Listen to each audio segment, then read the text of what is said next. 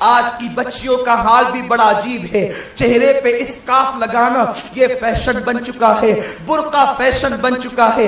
اسلام برقعے کو لگانے کا حکم نہیں دیتا، اسلام پردہ کرنے کا حکم دیتا ہے۔ یہ برقع فیشن بنا ہے، ڈیزائن اس پر ہے، اسکارف اس پر مزید جلتے پر تیل کا کام کرتا ہے۔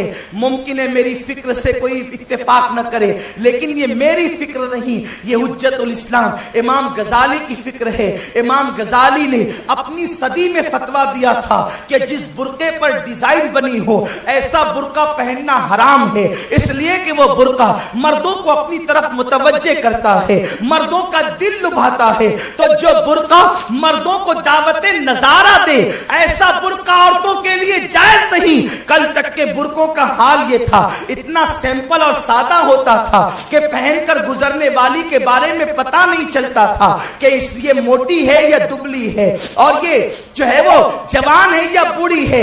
آج کل تو العیاذ باللہ جسم کی پوری ساخت کا اندازہ ہو جاتا ہے۔ ایسے ایسے مقام پر نگ لگے ہیں، ایسے ایسے مقام پر ایمبرائڈری ہے، ایسے ایسے کلر کے بھڑکیلے برقعے ہیں، برقعوں کا کی سلائی ایسی ہے کہ نہ دیکھنے والا بھی متوجہ ہو جائے، نہ فتنے میں گرفتار ہونے والا بھی فتنے میں گرفتار ہو جائے۔ قوم کی بیٹیوں کو چاہیے کہ وہ برقعے کو فیشن بنانے کی بجائے پردے کی پابندی کرے۔ اسلام برقعے کا نہیں پردے کا حکم دیتا ہے۔ آج کے ہزاروں روپے کا برقع پہن کر تم عزت کو محفوظ نہ کر سکے۔ قرون اولیٰ کی عورتیں 17 پیون والی چادریں اوڑھ کر کے نکلتی تھی، مگر غیرت کا حال یہ تھا کہ حوران جنت بھی ان کو جھانک جھانک کر کے رشک کی نگاہوں سے دیکھ لیا کرتی تھی۔ یہ ان کی غیرت کا عالم تھا کہ دامن نچوڑ دے تو فرشتے وضو کرے، مگر ان کے دامن پر اللہ اکبر پیون تو تھے لیکن گناہوں کے دھبے نہیں تھے، عیاشیوں کے دھبے نہیں تھے، برائیوں کے دھبے نہیں تھے۔ اللہ اکبر۔ قوم کی چند مسلم بچیاں اسکارف لگا کر آنکھوں کو کھلا کر کے نکل رہی ہے، مستی کرتے ہوئے، ہنسی کرتے ہوئے آگے بڑھی۔ پیچھے چند نوجوان لڑکے بائک پر پیچھا کر رہے ہیں۔ وہ لڑکیاں شہر میں چلنے والی بس میں داخل ہو گئی۔ لڑکوں نے مستی کے مارے اپنی بائک کو اسے اسٹاپ پر لگا دیا اور وہ بھی بس میں چل پڑے، اور بس کھچا کھچ بھری ہوئی تھی، اور لڑکوں نے جو ہے وہ بھری ہوئی بس کا فائدہ اٹھاتے ہوئے لڑکیوں پہ ہاتھ ڈالنا شروع کیا۔ بس کھچا کھچ تھی، جس کو جہاں پڑا اس نے وہاں ہاتھ ڈال کر بدتمیزی کرنا شروع کر دیا۔ لوگ کہتے ہیں کون دیکھ رہا ہے؟ کوئی دیکھے نہ دیکھے، تیرا اللہ تجھے دیکھ رہا ہے۔ اللہ اکبر۔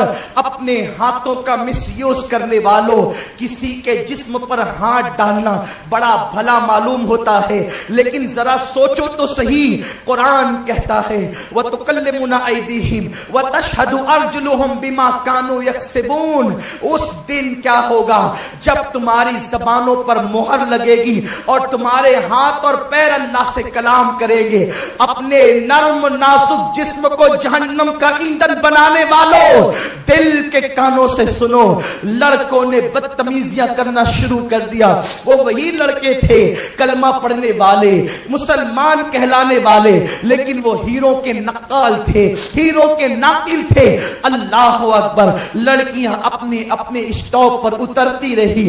ان میں سے جب بچیاں آخری اسٹاپ پر بھی اتر گئی، بس خالی ہوئی، لڑکے پھر کسی بس سے واپس ہوئے، اپنی بائک لے کر اپنے اپنے گھروں کو بڑی خوشی کے ساتھ لوٹ رہے تھے۔ آج ہم نے نفس کی خواہشوں کو پورا کر لیا، بس کی بھیڑ کا ہم نے مکمل فائدہ اٹھایا، اب اسی طرح سے کیا کریں گے۔ ان میں کا ایک نوجوان اللہ اکبر جب بڑی خوشی کے ساتھ آنکھوں میں سرمستیاں لیے ہوئے، عیاشیوں کے لال لال ڈورے لیے ہوئے जब वो अपने घर के आंगन में बाइक खड़ी करके जैसे ही घर के अंदर दाखिल हुआ, सिसकियां लेती हुई जवान बहन को माँ बाप के दरमियान बैठे हुए पाया। और जब खूब वो सिसकियां लेते हुए उसने बहन को देखा, उसकी आंखों में खून उतर आया।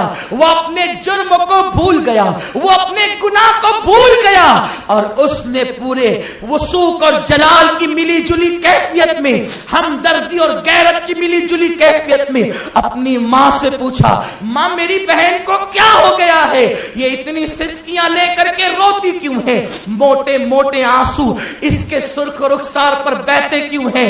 मैं इससे पहले कि माँ कुछ कहती, बहन ने खड़े होकर के उसके मुंह तक हाथ किया और कहा, काश अल्लाह तुझ जैसा भाई किसी को न दे।